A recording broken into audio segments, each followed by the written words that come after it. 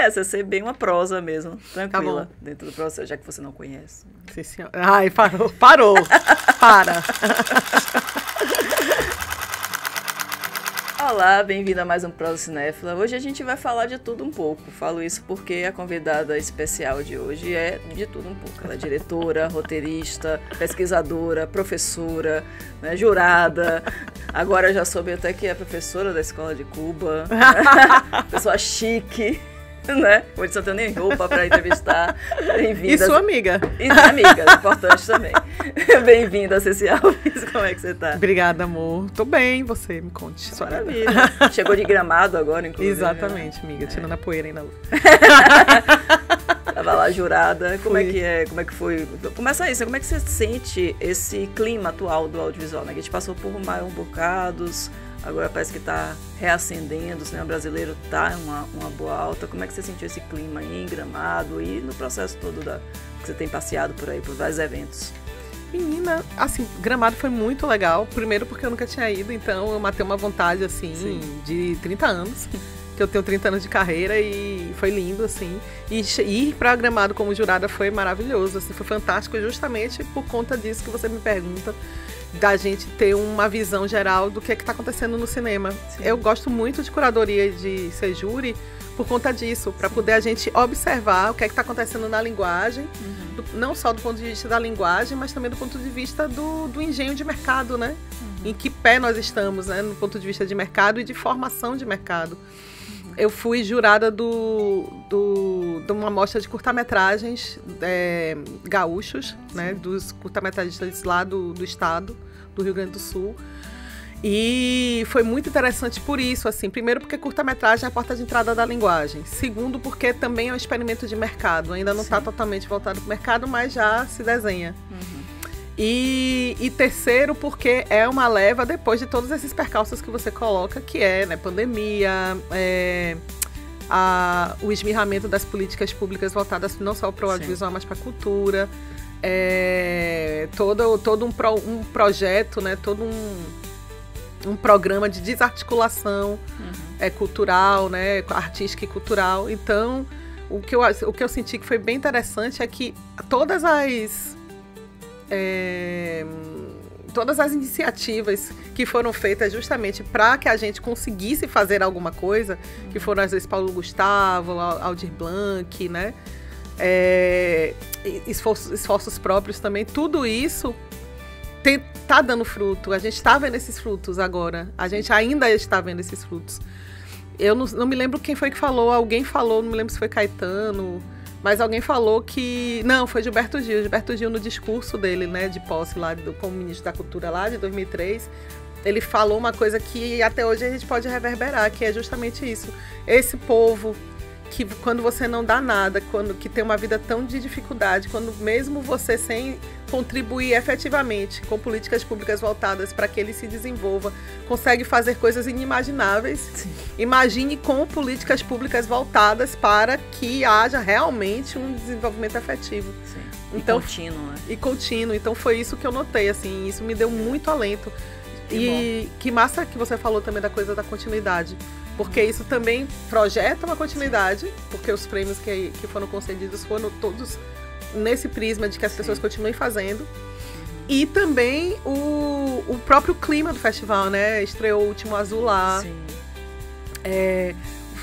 As homenagens que teve, com os atores culturais que teve. O Miguel Falabella também foi lançar o filme dele.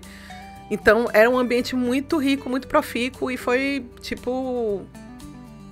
alentador mesmo, de fato. Que bom, fico feliz também pelas boas notícias, sim, né, sim. do lado de lá. E falando de curta, né, que você falou que é a porta de entrada, mas também é um projeto também de vida de muitos curta-metragistas. Você é uma curta-metragista já conhecida e famosa. Vou morrer, né? Curta-metragista. E fala um pouquinho desse processo, né? Você tem, podemos dizer que 3 grandes curtas, né? O Doido Lelé. Obrigada, amiga. Eu nunca leio do mar. Da alegria. Da alegria do mar e de outras coisas. Da alegria do mar e outras coisas. Só lembro do mar, mas enfim. E o Velho Rei, né? Sim, então, dentro dessa construção. Você fala um pouquinho desse processo, que são 3 filmes bem diferentes. Sim, sim. Linguagens diferentes, temas diferentes, públicos diferentes, talvez. Não tenho como é que é o seu processo de criação, né? Falar um pouquinho deles, dessa experiência, e como é que você vê hoje, olhando de longe, esse caminho, né? Esse seu caminho. Eu vou falar pra você como é que você começou, nem nada, porque é um processo.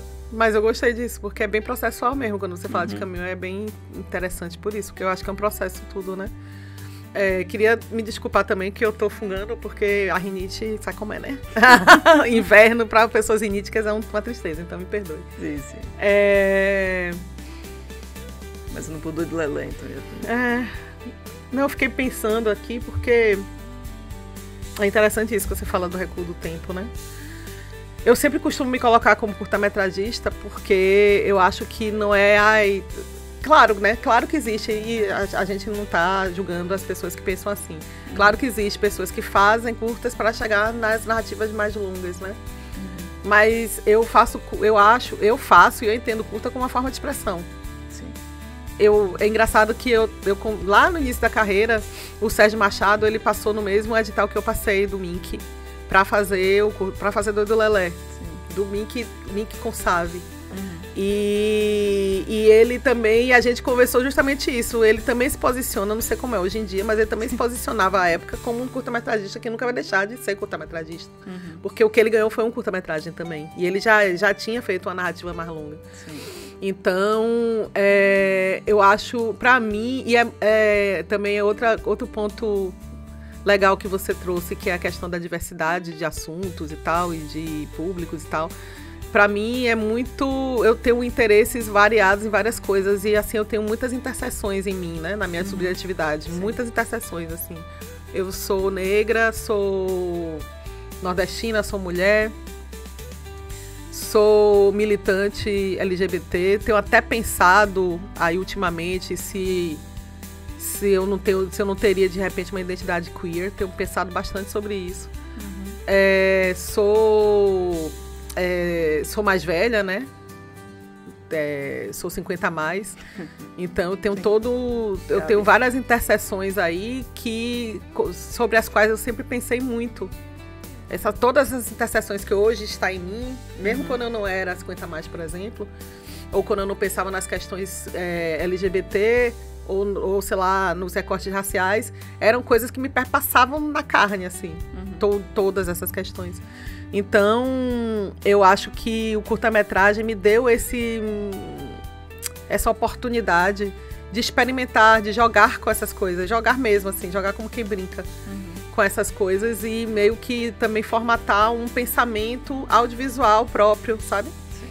Então, pra mim, esse processo foi muito rico e por ele ter sido também... Não ter sido assodado, foi algo que eu fiz com... sem pressa de fazer para ser um cartão de visita, para chegar a uma longa-metragem, me deu muita propriedade para, por exemplo, fazer uma narrativa seriada como foi no ano passado, que a gente gravou a série para a TV Pensão Ludovico, que é uma série de ficção. Que era gravar um curta por dia, assim, foram 8 episódios de 30 minutos, então foi bem puxado. E também de pensar nesse início, meio e fim, que é a linguagem audiovisual, saca? Tipo, pensar e pensar nisso não só do ponto de vista da linguagem, mas também do ponto de vista da economia do audiovisual, né? Como é que eu posso fazer que esse início, meio e fim, uma narrativa mais longa, caiba num orçamento? Que tipo de pensamentos eu vou fazer sobre isso? Como é que eu faço para não desperdiçar a munição? Sim. Ou seja, o curta-metragem eu acho que nos dá uma escola muito rigorosa e que nos leva, muito mais do que um tubo de ensaio do que é que vai ser minha carreira, nos leva a pensar justamente nessa carreira e nesse processo criativo.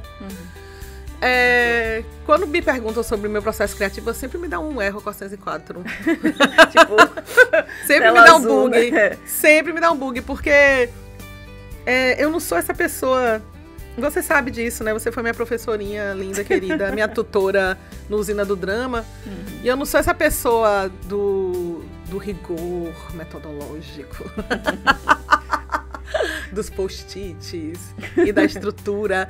Eu sou muito intuitiva, muito impulsiva. É óbvio que, claro, que eu tenho que ter uma metodologia, porque senão não se faz nada. Mas eu não sou muito... Eu não tenho muito...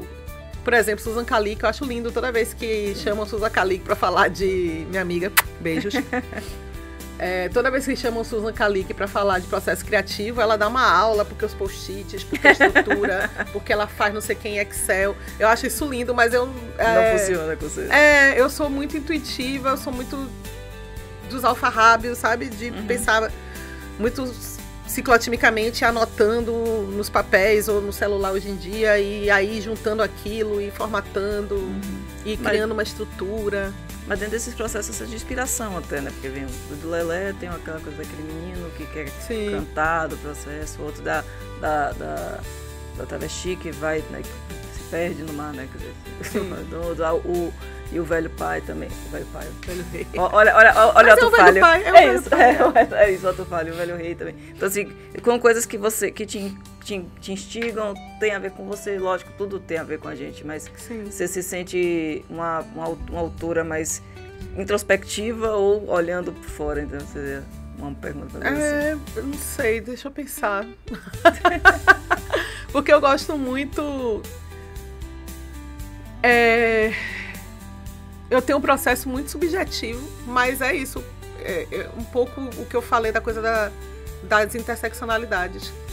Como eu acho que minha carne é uma carne muito ancestral e que se conecta com outras ancestralidades que estão por aí, E quando eu falo de ancestralidade, eu não falo só da negritude e tal. Eu tô falando, obviamente, também da negritude, mas eu tô falando de um espírito do tempo, sabe? De um corpo único que nos une a nós todos, sabe?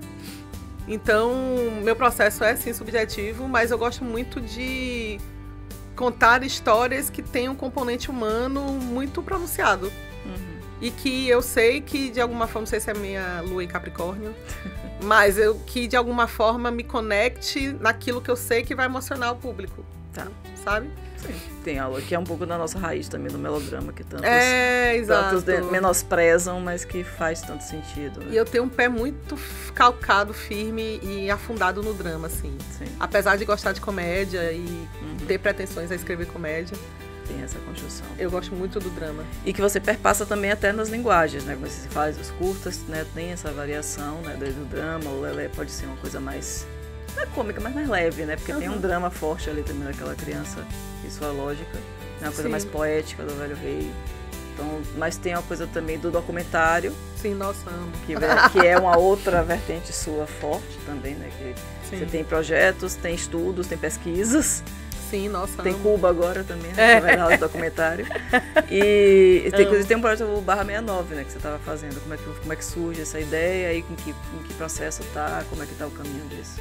Eu acho que, assim, um pouco respondendo a pergunta anterior, mas já puxando o coreto para te responder a coisa do documentário, eu acho que eu sou muito contadora de história, na verdade. E eu sou uma contadora de história indiscriminada, assim. Até quando eu era jornalista, eu era realmente contadora de história. Eu usava o fato para contar as histórias. Assim. Storytelling, o famoso storytelling. O famoso storytelling. Que ninguém aguenta mais, né? Mas assim... Então, eu encaro o documentário também como uma contação de história. Sim. E uma contação de história, tudo bem, com o index na realidade, mas é uma contação de história com a narratividade de contação de história. Então, eu acho que o grande lance, inclusive minha pesquisa de mestrado, que eu levei para o doutorado também, é sobre documentário, só que eu sou uma anomalia no programa de pós-graduação em artes cênicas, lá da UFBA, né, na ETUF, na Escola de Teatro, que me acolheu maravilhosamente bem, eu estudando documentário lá dentro. Na dramaturgia, né? Na dramaturgia. Mas tem uma razão de ser, porque o documentário é uma contação de histórias performática. Quando você liga a câmera, você não é mais a mesma pessoa que a sua subjetividade tinha forjado fora da câmera. Aquela famosa discussão da verdade, né? Que verdade é essa? Exatamente. E ali as pessoas, quem fala muito isso é Eduardo Coutinho, né? Nosso querido, o maior, o documentarista maior, eu acho que a gente tem, não só no Brasil, mas no mundo. Ele falava isso, ele falava que o documentário é a história contada a partir daquelas pessoas que as viveram. Então, e com a narratividade daquelas pessoas, com aquilo que elas aportam, né? Então, para mim, o documentário... Eu continuo contando histórias, mesmo que eu não esteja fazendo ficção, mesmo que eu esteja fazendo produtos de não ficção, como é documentário, séries documentais, né? Eu sou uma grande entusiasta do roteiro para documentário, e isso se constelou nas séries documentais que a gente vê, né, nas plataformas. Eu fiz, né, recentemente, fui chefe de sala de uma série que vai contar a vida de Carlos Brown para HBO Max. E a gente desenvolveu o roteiro. E assim, o roteiro documentário é muito bom, porque é uma coisa muito doido de pensar também, porque é como se fosse um organismo vivo, né? Tipo, ele existe, mas ele tá ali para ser destruído de alguma forma, né? Então, mas ele precisa existir para ser destruído. Que é a discussão que eu estou fazendo agora no doutorado, né? Que eu continuo estudando documentário no doutorado lá em Artes Cênicas. E, assim, o estudo de caso, digamos, do meu mestrado e meu doutorado é o Barra 69. Barra 69 é o último show que Gil e Caetano fizeram em Salvador, né? Lá no Teatro Castro Alves, antes de partirem para o exílio em 1969. Empurrados, né? Expulsos do país pela ditadura militar, né? Vigente na época. E eu quero recriar esse show, né? Eu quero recriar esse show no Teatro Castro Alves e tal, mas como uma experiência performática. Entendi. Então, para contar essa história de uma forma performativa. Então, ter uma dramaturgia, ter uma narratividade, né? Não é meramente... os talking heads, as entrevistas e tal. Tem toda uma amálgama de entrevista, material de arquivo com essas performances, com essa recriação desse show. Então, eu gosto muito de trabalhar nessa chave. Eu acho que a Botino fala inventividade, né? Ninguém inventou nada, acho que Shakespeare tem razão, ninguém inventou nada. Tudo já está dito, lá, né? Tudo já está, todas as histórias já foram contadas, mas um pouco nessa chave desengessada do eu tenho uma obrigação com o real. Sim. Né? Quebrar essa linha tênue, né? Eu quero fabular o real, na real. Que é bom também, né? E você fizeram um laboratório, inclusive, né, desse processo. Sim. Eu participei de 2 residências, uma no Instituto Sacatar, na Ilha de Itaparica, as 2 foram em 2023. Para fazer os experimentos performáticos que vão fazer parte dessa encenação desse show. E também fiz uma outra residência no Centro Cultural da Diversidade em São Paulo, com o mesmo propósito, né? Em Itaparica participaram Fabrício Boliveira e Gabriela Holanda, que é uma performer. Fabrício Boliveira é um ator baiano. Sim. E Gabriela Holanda é uma performer e atriz, diretora também pernambucana. E no CCD, né, lá no Centro Cultural da Diversidade de São Paulo, eu fiz com o ator e performer Ciro Salles, e roteirista também, Ciro Salles. E a gente está construindo esse projeto. Já fiz outras coisas também. Quem está também envolvida nesse projeto é Laila Garran, já fiz outras coisas com ela também. E a gente está armando aos poucos, assim, né? A gente tem previsão para filmar em 2026. Espero que o TCA esteja pronto até lá. Espero que o TCA esteja pronto até lá. Né? Para filmar não, né? Para fazer a encenação, né? Porque as entrevistas a gente já fez boa parte. Sim, massa. E é isso, assim. Aí, né, para falar de Cuba, eu tô tendo a honra inenarrável. Eu tô muito feliz com isso. Tô pinto no lixo de ser professora do curso regular para ensinar o documentário para eles. Então, eu tô bem feliz, assim, sabe? Pra quem não conhece, na Escola de Cuba, de Gabriel Garcia Marques. Ela mesma. É uma referência, né, em roteiro. Diversas. Você já foi aluna lá também? Eu fui aluna da escola. Isso. E é um marco, assim, eu sempre coloco minha carreira, que minha carreira começou lá. Então, eu voltei de Cuba em 96, ou seja, ano que vem faz 30 anos de carreira. E eu lá em Cuba me formei em montagem e roteiro. E tô voltando agora como professora de documentário. Sensacional. Já dá um filme só isso. Nem não. Essa troca, né? Importante. Tô soltando rojões. Parabéns. E nessa lógica, né, da narrativa, né, que você vem construindo, agora você está também uma roteirista requisitada. Oh, né? Deus te ouça. Na dramaturgia seriada, né? Sim. Acabou de participar da Sala de Dona Beija, né? A próxima novela da HBO Max. E tem mais alguns outros projetos também. Como é que é essa experiência, né? Fora as suas coisas autorais, você entrar numa sala de um projeto, né, nacional maior, que já vem até de um remake, né? Como Dona Beija. E se colocar e se construir, né? Falar um pouquinho desse processo, né, criativo a partir deste lugar. Não, foi muito rico, porque é mercadão, né? É major, né? Mercadão, é streaming, como é que chama isso? Modelo de produção não, modelo industrial, exatamente, né? Quase fordista. Mas foi muito rico por isso, porque quando a gente está muito no mercado autoral, na produção independente, é como se a gente não conseguisse... Não é nem conseguisse, não quero falar dessa forma. É como se a gente não tivesse a total dimensão, a real dimensão do que é esse mercado. E quando eu falo disso, eu não falo num complexo de avestruz, não. Eu falo assim, que a gente termina não balizando quais as possibilidades que nós, enquanto autores, e nós, enquanto produtores independentes, temos também nessas plataformas, nesses modelos de industriais de produção. Então, para mim, foi muito massa, porque é como se eu estivesse ali de espiã, sabe? De espionando e vendo quais são essas possibilidades para poder eu disseminar para meus camaradas. Que vou aprender a ler para ensinar meus camaradas. Exatamente, que minha perspectiva de vida é toda essa. Eu sou barracão de escola de samba aberto. Sou caprichosa de Pilares na década de 80, barracão aberto. Eu quero que as pessoas... também a sua jornalista, pesquisadora também, se olhar. Exato, exatamente. Jornalista, pesquisadora e professora, né? Então entra muito nessa nuance, até porque eu quero que o mercado continue crescendo e contínuo para que todo mundo tenha trabalho, né? Pelo amor de Deus.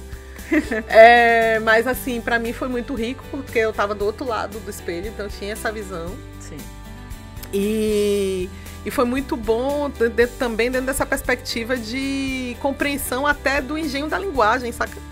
O que é que funciona, o que é que não funciona, de que forma a gente pode aprimorar essa escrita e tal. E também foi curioso, porque eu, como jornalista, eu sou muito madeireira, né? Todo jornalista é madeireiro, né? A gente tem, sei lá, 2 ou 3 horas para escrever uma matéria, ou gigantesca, ou pequenas matérias, e a gente tem que adequar e escrever aquilo, porque senão o jornal não vai sair. E não existe possibilidade do jornal não sair. Então, foi muito bom reproduzir isso, de alguma forma, para a narrativa de roteiro, que a gente fica muito, né, naquele pensamento de, tenho que vir uma inspiração, baixar do alto, uma inspiração para temos pauta, temos deadline, né? Temos pauta, temos deadline, temos um pensamento prévio. Temos que atender outras demandas também econômicas e financeiras. Então, foi massa também para poder destravar e treinar isso, sabe? Treinar esse corre que vai fechar. Sabe? Foi uma obra fechada. Vocês fizeram tudo para depois começar a produzir ou foi no paralelo? Assim? Não, isso, a gente fez tudo, a gente fez tudo para depois produzir, porque é telesérie, né? Telesérie tem essa... até por questões realmente financeiras, né? Pra otimizar, né? É isso. Aí eu fiz Dona Beija, fiz Torturado para o HBO Max, fiz... que ainda tá esperando Greenlight, fiz Invulneráveis para o NBC Universal. Fiz Pensão Ludovico. No roteiro eu participei da revisão final. O roteiro é de Caroline Assis, minha grande companheira, minha parceirona. Que já esteve aqui no Produção Cinéfila, vocês podem ver o episódio. Exatamente. Assistam, por favor, porque ela é maravilhosa. Caroline é minha vida. E fiz algumas outras narrativas seriadas e foi uma cancha inescapável, assim, sabe? Eu acho que tem uma acesse antes, uma acesse depois, assim. Inclusive, tem uma coisa de humildade também, né? Porque você chega na determinada hora da sua carreira que você, eu sei tudo, e a gente nunca sabe tudo. A gente nunca sabe tudo. Fiz também, mas aí não foi coisa autoral, né? Nós fizemos, você me tutoriou na série lá do Abembum, que é de Na Usina do Drama, que é outra coisa maravilhosa que existe na Bahia. Que agora você também é tutora. Que eu sou tutora também, olha que lindo, que chique, que fina, tô fina. É sempre esse processo, né, de aluna a tutora. Que bom, né, velho? Que doido. Aprendi direitinho com a professora. Não, mas você já era carimbada, você chegou a contribuir também.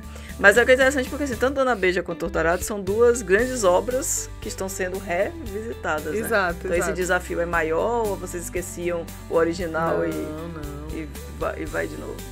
Eu acho que é maior porque tem uma obra a ser respeitada, né? Tipo, uma obra, nos dois casos, uma obra de força, né? Sim. A ser respeitada e que, no caso de Dona Beija, tinha um passado super bem sucedido, né? Que Dona Beija foi um sucesso absoluto, estrondoso.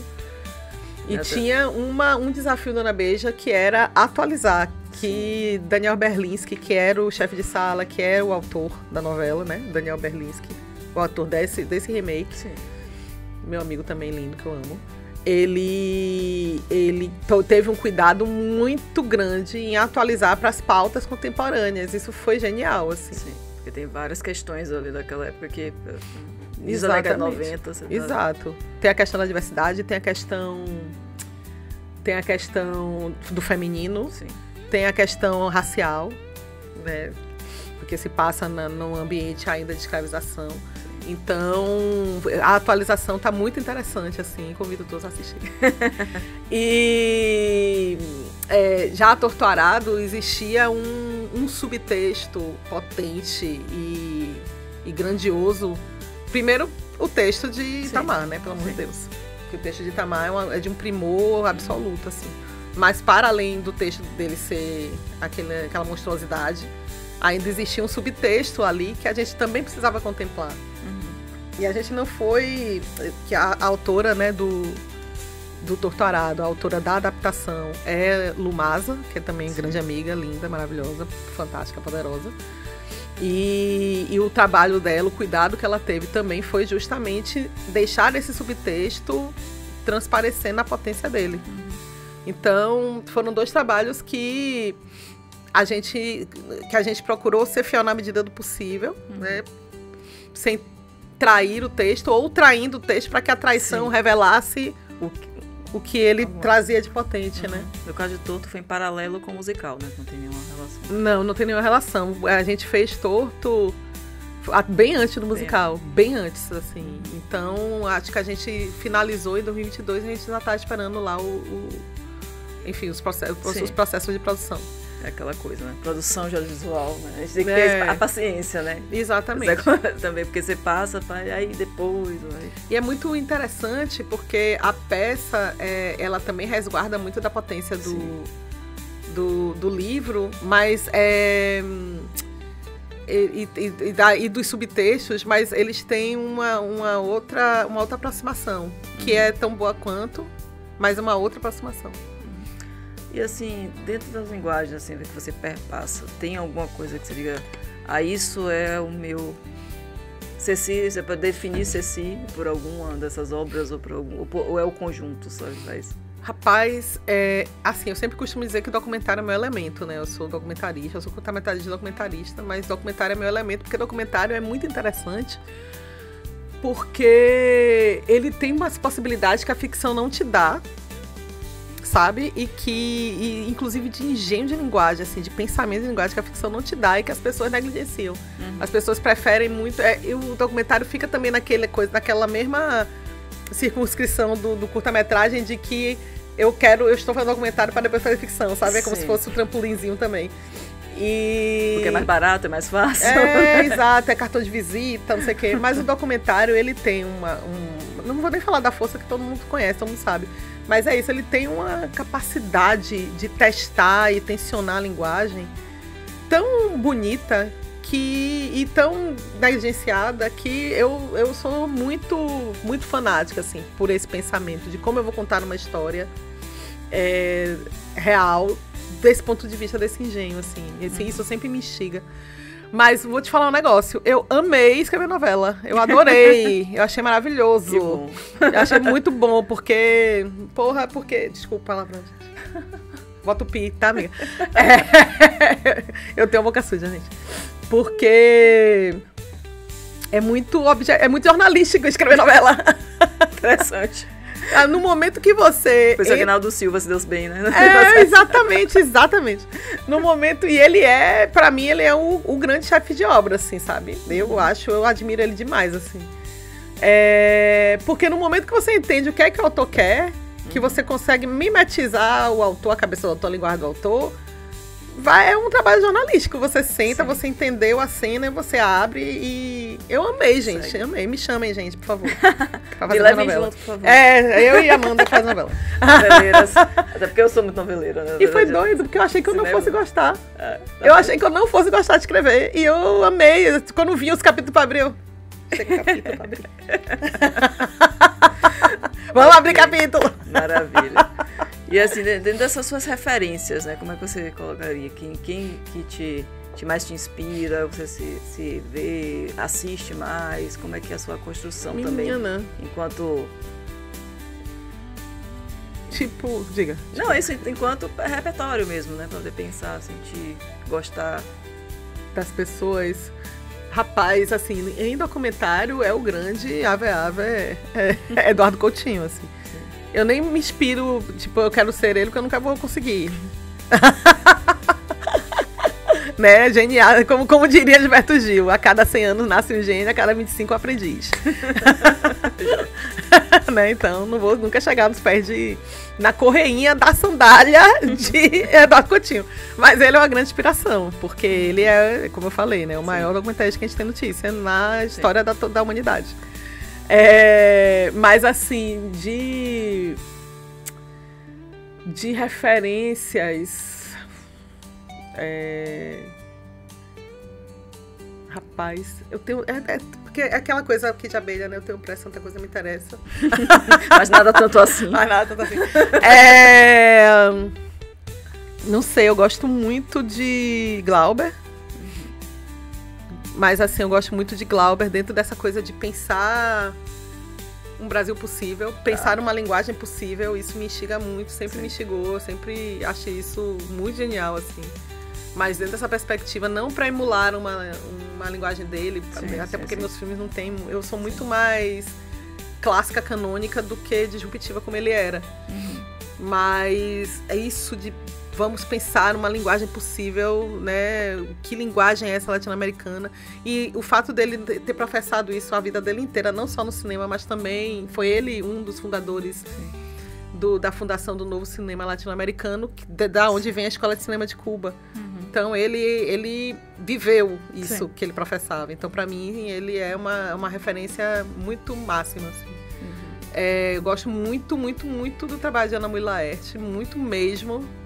Muito, muito, muito. Porque ela sabe dizer as coisas no subtexto, na sutileza. Ela diz tanto na sutileza que eu fico... Porra! Verdade. Minha senhora... Sabe, tipo, tem um documentário que ela fez, ela também faz documentário, faz ficção, faz... É isso que eu ia dizer, ela é outra mulher que passeia por várias linguagens. Múltipla.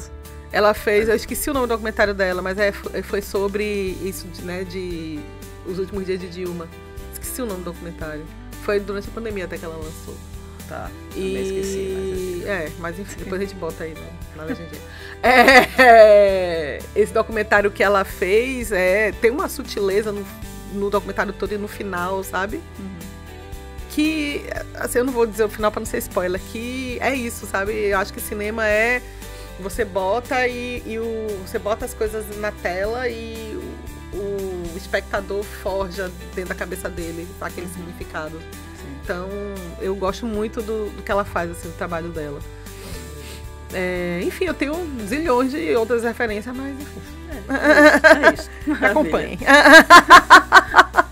Me acompanha. Então, para encerrar, exatamente, como é que a galera te acompanha, né? O que é que você está fazendo agora, que é fora tudo isso que a gente já falou. E como é que podem te encontrar nas redes, né? Faz o seu merchan também. Conta um pouquinho. Né? Gente, eu tô fazendo um milhão de coisas. Vou ser homenageada agora na Fliro, no dia que é a festa literária, a festa de literatura e roteiro. Isso, festa de literatura e roteiro. Desculpa, Marcelo. Marcelo, Lara e João que estão fazendo. Eu tô me sentindo muito honrada, eu queria muito agradecer aqui de viva voz a eles, porque eu não esperava, então tô muito honrada com isso. E vai ser agora dia 14 de setembro. E assim, pra me achar nas redes, se vocês botarem Ceci Alves, vocês vão me achar em tudo quanto é rede. Tudo quanto é lugar, né? Ceci Brasil com e no I, mundo. Alves, estou eu lá. No Instagram são os olhinhos, né? Os 2 olhinhos. No TikTok eu acho que eu também é Ceci Alves. Agora, se vocês botarem assim, vocês conseguem me achar. A sua empresa também. Candela Produções. No Instagram, eu acho que se vocês colocarem Candela também vai vir. Não é muito difícil. Candela é um loginho preto e branco com as luzinhas. E Candela porque lá em Cuba, quando eu estudei em Cuba, tudo era candela, né? Candela é igual a massa. Ah, tá. E aí, tudo... Mas assim, é pior que massa, porque tudo, pra ruim e pra bom, é candela. Aí eu botei o nome por causa disso. Maravilha.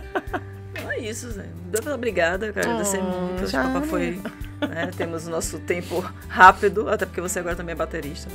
Menina, vou fazer aula de bateria daqui a pouco. Tem que liberar a aluna. E é doido, porque assim, eu sempre amei bateria, né? Mas bateria é muito parecido com montagem, porque dá o senso de ritmo e de construção do tempo. Sim, verdade. Que é uma coisa de montador. O metômetro também. Exatamente. Então tá me ajudando também no audiovisual. Porque né? A música, sim, né? Total. Já dizia a Einstein. Exatamente. Maravilha, então muito obrigada mesmo, né? Obrigada a você, amor. Agradecer. Sucesso nos seus trabalhos. Obrigada, amor, pra nós. Espero ver na tela rapidamente, né, todos esses trabalhos. E é isso aí. Obrigada, amor. Valeu. E obrigada também a você, né? Não esquece também de curtir, de compartilhar e de seguir o Prosa Cinéfila. E até a próxima.